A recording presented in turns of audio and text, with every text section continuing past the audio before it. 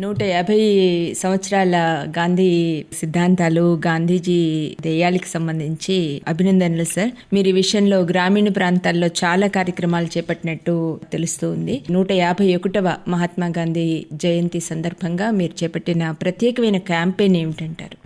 గాంధీ సిద్ధాంతాలతో గ్రామీణ ప్రాంతాల్లో చాలా కార్యక్రమాలు మేము చేపట్టాము. ఏదైతే ఫార్మర్స్ ప్రొడ్యూసర్ ఆర్గనైజేషన్స్ ప్రమోట్ చేయటం గానీ, లేకపోతే మా తోట కార్యక్రమాలు చేయటం గానీ, ఇవన్నీ కూడా మా యొక్క పార్ట్నర్స్ ఎన్జిఓస్ ద్వారా వాటర్ షెడ్లు క్యాంపెయిన్ డెవలప్ చేయడం గానీ, వీటిలన్నిటిలో కూడా కోవిడ్ నేపథ్యంలో కూడా మా పార్ట్నర్ ఏజెన్సీస్ చాలా చక్కగా పనిచేశారు. అక్టోబర్ 2 151వ గాంధీ జయంతి సందర్భంగా మేము ఆల్ ఓవర్ ఇండియాలో ఒక శానిటేషన్ లిటరసీ క్యాంపెయిన్ అని చెప్పి స్టార్ట్ చేస్తున్నాం. మన తెలంగాణలో ఇక్కడ నబార్డు రీజనల్ ఆఫీస్ హైదరాబాద్ లో కూడా ఈ క్యాంపెయిన్ లాంచ్ చేస్తున్నాం. దీంట్లో మొత్తం ఆల్ ఇండియాలో మేము ఇప్పుడు ఇంత ముందు మీరు అన్నప్పుడు స్వచ్ఛ భారత్ మిషన్ గ్రామీణ దానికి నబార్డు గవర్నమెంట్ ఆఫ్ ఇండియా ద్వారా నబార్డు కూడా అందులో ఒక పార్ట్నర్. మేము ఇప్పటి వరకు కూడా 15,000 కోట్ల రూపాయలు శాంక్షన్ చేసి ఆ స్వచ్ఛ భారత్ గ్రామీణ మిషన్ కి 12,298 కోట్లు ఇప్పటి వరకు డిస్పర్స్ చేశాము.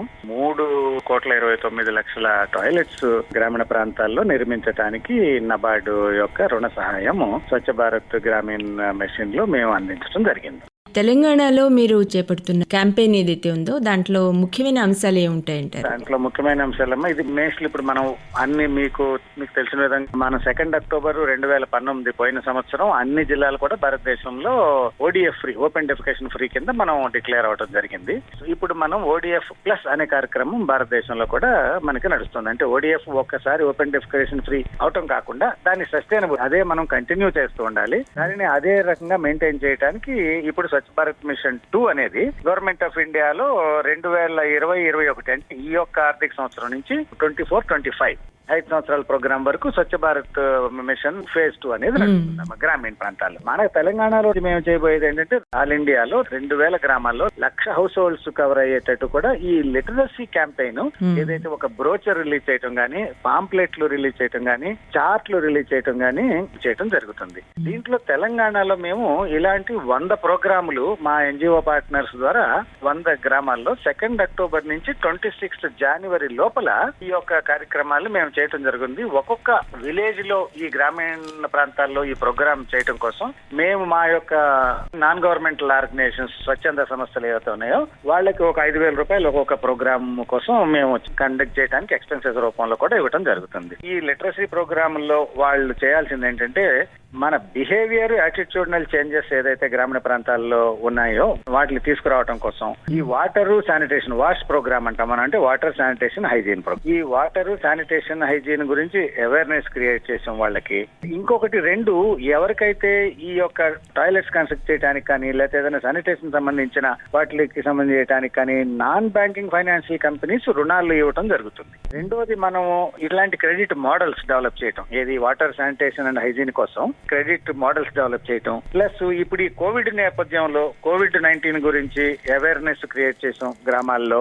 అదే విధంగా జిల్లాల్లో కూడా మా యొక్క డిడిఎంస్ ఉన్నారో వాళ్ళు కూడా అక్కడ ఈ యొక్క ప్రోగ్రామ్ సంబంధించి అక్కడ పార్ట్నర్ ఏజెన్సీస్ కి నేను ఏదైతే అన్నానో 5,000 రూపాయలు ఒక్కొక్క ప్రోగ్రామ్ కండక్ట్ చేయడానికి మేము సహాయం లాగా అందిస్తాము. వాటిలో శాంక్షన్ లెటర్స్ కూడా రిలీజ్ చేయడం జరుగుతుందమ్మా.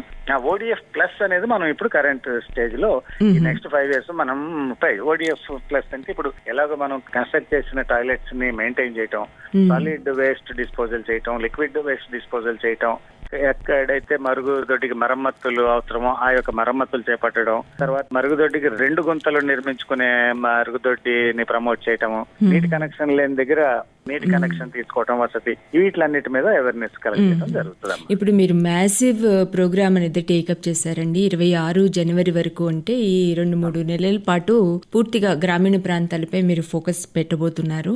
ఎంతమందిని మీరు ఈ బిహేవియరల్ చేంజెస్ గురించి వాళ్ళ యాటిట్యూడ్స్ చేంజ్ చేసుకునే విషయం మీద మీరు అవగాహన కల్పించాలని అనుకుంటున్నారు? ఆల్ ఓవర్ ఇండియాలో మేము 2,000 గ్రామాల్లో 1,00,000 హౌస్ హోల్డ్స్ ని మేము టార్గెట్ చేస్తున్నామమ్మా.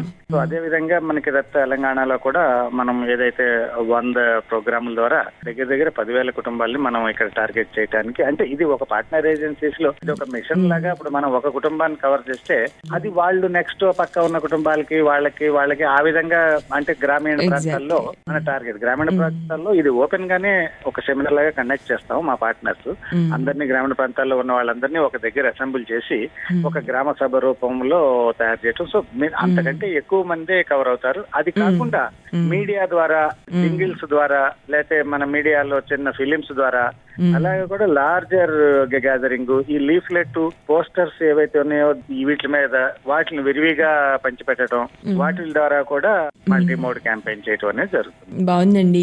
ఈ కోవిడ్ సిచ్యువేషన్ లో కూడా మీరు ఇట్లాంటి కార్యక్రమాన్ని చేపట్టారు. అది అటువైపు పరిశుభ్రత, స్వచ్ఛతకి సంబంధించిన అవగాహన కల్పించడము, రెండవది కోవిడ్ సందర్భంగా తీసుకోవాల్సిన జాగ్రత్తలను కూడా మీరు ఫోకస్ చేస్తూ ఉన్నారు. మరి ఇతర అంశాలని, అంటే ఇప్పటికే ఇక్కడ రాష్ట్రంలో చూసినా, మొత్తం దేశం వ్యాప్తంగా చూసినా కూడా ఈ గోడౌన్స్ కట్టడం మీద, వాటి మీద చాలా ఫోకస్ ఇస్తున్నారు. ఈ సందర్భంగా మీరు ఏమైనా అదనంగా టేకప్ చేస్తున్నారు? అగ్రికల్చర్ దాంట్లో ఇప్పుడు మనకి అగ్రి ఇన్ఫ్రాస్ట్రక్చర్ ఫండ్ అనేది ఆత్మ నిర్భర్ యోజన కింద ప్రైమ్ మినిస్టర్ గారు ఏదైతే అనౌన్స్ చేశారో 1,00,000 crores మొన్న దాని గురించి స్పెషల్ SLBC మీటింగ్ కూడా కండక్ట్ చేయడం జరిగింది. దాంట్లో తెలంగాణలో ఈ 1,00,000 కోట్లలో తెలంగాణ యొక్క టార్గెట్ 3,100 కోట్లుగా మన తెలంగాణలో టార్గెట్ ని కూడా అన్ని బ్యాంకులకి కూడా మొన్న SLBC వెబెక్స్ ద్వారా చేయడం జరిగింది. అది చాలా మంచి కార్యక్రమం. అది 2 కోట్ల రూపాయల వరకు 3% 7 సంవత్సరాల వరకు interest subvention government of India వారు డైరెక్ట్ గా పోర్టల్ ద్వారా, ఎవరికైతే బ్యాంకు ఇప్పుడు ఒక గోడౌన్ నిర్మించడానికి, ఒక గోడౌన్ అనే కాదు, అందులో 7-8 పర్పసెస్ ఉన్నాయమ్మా. అంటే ఒక బయో పెస్టిసైడ్స్ చేసే యూనిట్ గానీ, లేకపోతే గోడౌన్లు గానీ, ప్యాక్ హౌస్ గానీ, రైపనింగ్ ఛాంబర్ గానీ, ఏదైనా గానీ పోస్ట్ హార్వెస్ట్ మేనేజ్మెంట్ ఇన్ఫ్రాస్ట్రక్చర్ కి గనక ఎవరన్నా ఇండివిజువల్స్ గానీ, కోఆపరేటివ్ సొసైటీస్ గానీ, వ్యక్తులు గానీ, స్వయం సహాయ సంఘాలు గానీ, లేకపోతే ఫార్మర్స్ ప్రొడ్యూసర్ ఆర్గనైజేషన్స్ గానీ, ఇలాంటి వాటికి రుణం తీసుకుంటే 2 కోట్ల వరకు 7 సంవత్సరాల వరకు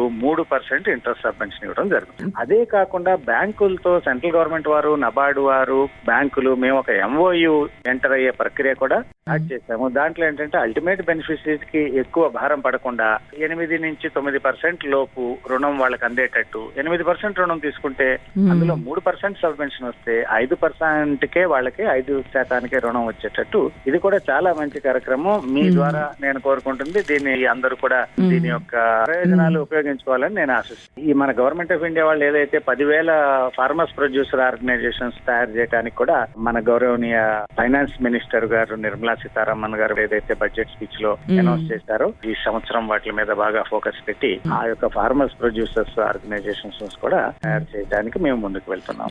ఇప్పుడు ఈ MOU ప్రక్రియ ఎంతవరకు వచ్చిందంటారండి? ఎంత తొందరలో జరగబోతోంది? ప్రక్రియ మన మేజర్ బ్యాంక్స్ తో, స్టేట్ బ్యాంక్ ఆఫ్ ఇండియాతో, తర్వాత పంజాబ్ నేషనల్ బ్యాంక్ తో, వీళ్ళతో ఆల్రెడీ MOU ఎంటర్ అవటం ఆల్రెడీ జరిగిపోయింది. ఇదే నేపథ్యంలో ఇక్కడ కోఆపరేటివ్ బ్యాంకు ఏదైతే ఉందో, Telangana state cooperative apex bank తో కూడా మేము ఇన్ ప్రిన్సిపల్ శాంక్షన్ లెటర్ కూడా, వారు ఒక 200 ప్రైమరీ అగ్రికల్చర్ పరపతి సంఘాలు, మనం ఏదైతే ప్యాక్స్ ఉంటాయో, ప్రైమరీ అగ్రికల్చర్ కోఆపరేటివ్ సొసైటీస్, గ్రామీణ ప్రాంతాల్లో ఉన్న పరపతి సంఘాలకి వాళ్ళు గోడౌన్ నిర్మించుకోవటానికి, వాళ్ళకైతే నబార్డు ద్వారా ఇంకా ఒక మంచి స్కీమ్ తీసుకొచ్చామమ్మా మేము. అది ఏమిటంటే, మనం NABARD Telangana state cooperative apex bank కి 3% లో మేము వాళ్ళకి రీఫైనాన్స్ అందజేస్తాము. వాళ్ళు డిస్ట్రిక్ట్ సెంట్రల్ కోఆపరేటివ్ బ్యాంకు గానీ, వారు గానీ, ప్యాక్స్ వారికి గానీ, అంటే Telangana state cooperative apex bank, district central cooperative bank వారిద్దరు కూడా ఒక మార్కప్ 1% వరకు వాళ్ళు తీసుకోవచ్చు. తీసుకొని ఏదైతే packs, primary agriculture cooperative society అంటామో మనం, పరపతి సంఘానికి, వాళ్ళకి 4% లోనే గోడౌన్ కట్టుకోవడానికి రుణం ఇవ్వడానికి ఈ యొక్క అవకాశాన్ని తీసుకొచ్చాం. ఆ 4% లో సెంట్రల్ గవర్నమెంట్ వాళ్ళ ఇచ్చే 3% సబ్వెన్షన్ తీసేస్తే 1% ఈ యొక్క ప్రైమరీ అగ్రికల్చర్ కోఆపరేటివ్ సొసైటీకి గోడౌన్ కట్టుకోవడానికి చాలా మహత్తరమైన అవకాశం. ఇంతవరకు ఎప్పుడు కూడా ఇలాంటి ప్రాజెక్టు లాంచ్ చేయలేదు. ఇది మన కొత్త మేనేజ్మెంట్ ఎవరైతే నబార్డ్ లో వచ్చిన తర్వాత సెంట్రల్ గవర్నమెంట్ వారి అగ్రికల్చర్ డిపార్ట్మెంట్ వారి ఆధ్వర్యంలో, వాళ్ళ సౌజన్యంతో ఈ యొక్క ప్రోగ్రామ్ లాంచ్ చేశాం. దాన్ని కూడా ఆల్రెడీ మేము Telangana state cooperative apex bank వారితో చర్చించి ఆల్రెడీ కమిటీ ఫామ్ చేసి దానిని కూడా చాలా ముందుకు తీసుకెళ్తున్నాం అమ్మా. అది కూడా ధన్యవాదాలు వివరాలు అందజేసినందుకు. ఈ మీ కార్యక్రమం సక్సెస్ అవ్వాలని మేము కూడా కోరుకుంటున్నాము. ధన్యవాదాలు సార్.